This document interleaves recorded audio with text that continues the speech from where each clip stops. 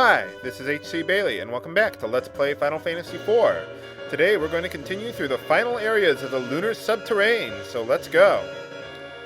It's about time I made it through this place. It took way too many episodes to get through this. Okay, well, we got two chests up there, but how much you want to bet they're guarded by a boss? So, there's a few things I want to do to prepare for that. Even though they are going to be dragon-type enemies, I still want Rosa to have the Sage Staff equipped, because that'll help her healing out there. I also want to eventually equip Edge with the Flame Claw, because they're actually weak to fire. So, let's just finish that up there, and equip the Flame Claw here. There we go, let's do it! You shall not obtain the holy protection of these ribbons? I thought ribbons just made you look cute, but maybe that's just me. Okay, so Kane is going to jump the one in the back row while Cecil and Edge work on the one in the front row there. If you like using Artemis arrows, you can also have Rosa attack the one in the back row, but I'm not really worried about that. I mean, we'll wear them down eventually. I just want to keep my HP up, make sure no one dies. I don't think it's a real big threat, but still, you know. I love how they use the Four Emperors music in these boss battles. It's awesome. I love it. It's one of my favorite boss themes of all time. Whoa, I might need a Cure 3 for that one. Yep. Yeah, these guys are obviously weak to Holy, so Cecil's Crystal Sword is amazing against them. We should be able to get them very shortly. Come on. Okay, I guess I might use Quake this time. There we go. Yay! Let's open these two chests then. They contain a ribbon and another ribbon. Great. Well, I'm going to give that to Rosa, even though it doesn't have a wisdom bonus. The priest hat doesn't really give her that much. And besides, let me see what she has. She almost has perfect willpower anyway, so I'm not worried about that. And now I know a lot of people like to give it to Rydia, but her gold band increases her wisdom by 10, and that is huge for her. Her wisdom's not even close to being maxed out, so I think it's a good idea to keep the gold hairband on her and give the ribbon to Edge instead. See, he has a minimally less physical defense, but it helps out his magic defense a lot more too. So, and one interesting thing to note about the ribbon is that it, in the easy type version, it actually also protects you against or allows you to absorb elemental attacks like a Lightning 3 spell or something like that. So that's something interesting to note. So now I'm just going to work my way back to the first tunnel there, which will lead me to a save point that I want to use.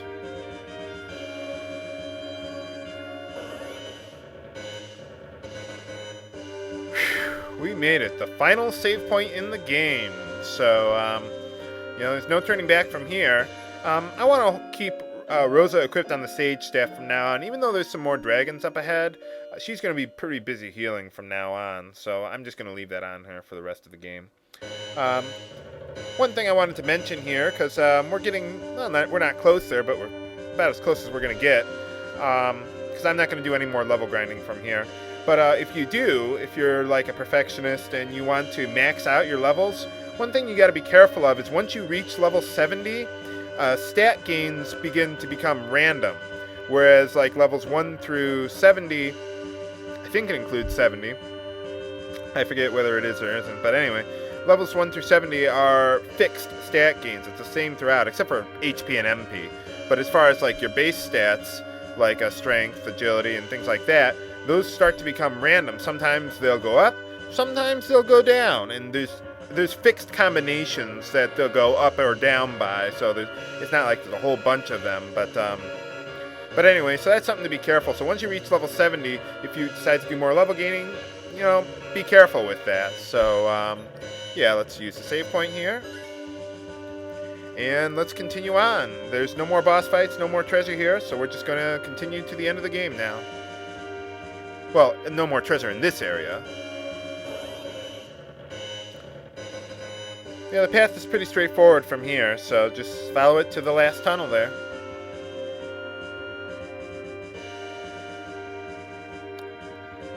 Enjoy this music while you can. This is the last of it.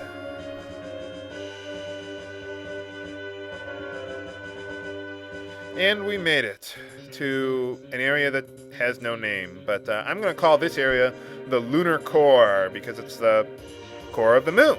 So yeah, let's take the path to the right first, then.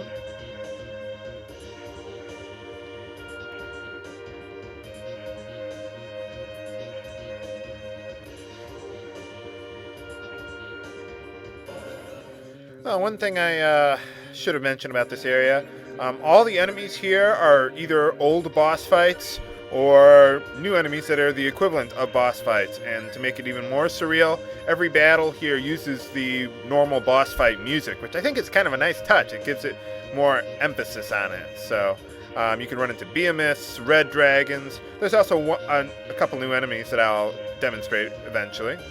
And we get a Halloween shuriken that I probably won't use. So let's continue onward then.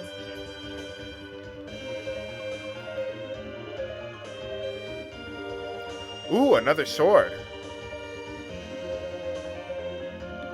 Okay, let's make sure that we're healed up. I want to take a look at something, so I'll be right back. Okay, I just wanted to double check my notes about what to do about this boss fight, so yeah, we're in good shape here. Did you actually think that people from the blue planet would be able to use this Masamune? Or Masamune, but I think it's pronounced Masamune.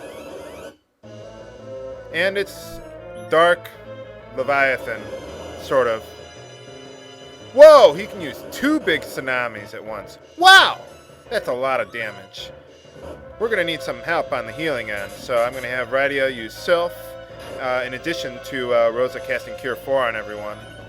Man, that's a lot of damage to heal up, even with Cure 4 at maximum power. So that helps a lot more than it looks. Whew. I think we're going to be okay. But yeah, anyway, Cecil should attack, Kane should jump, Ed should attack. I'm not going to bother throwing things at this guy. I want to save that for the final boss.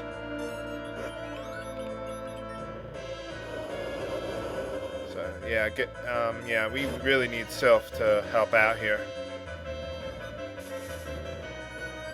Good job, Radia.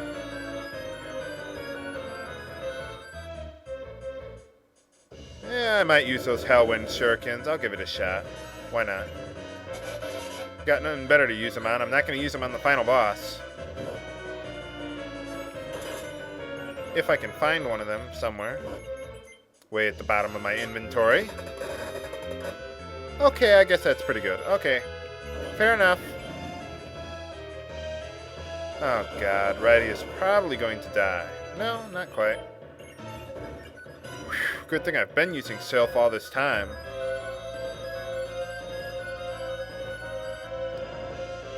Yeah, that really helps out. Sylph seems to be getting more powerful as the battle goes on. Huh. Wonder if there's a reason for that, or if that was just part of the random number generator. I forgot to throw another shuriken at him, whatever. He's almost dead. I said he's almost dead. Okay, one more time. Well, I suppose with only 3 guys on the offense, that really does kind of hurt, but... There we go.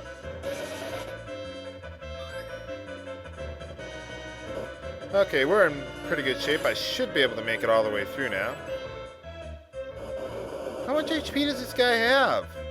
Well, I know, but it seems like it's a lot more than I remember. And why is this taking so long? There we go. Whew. Starting to run out of time there. Yay, we get the Masamune.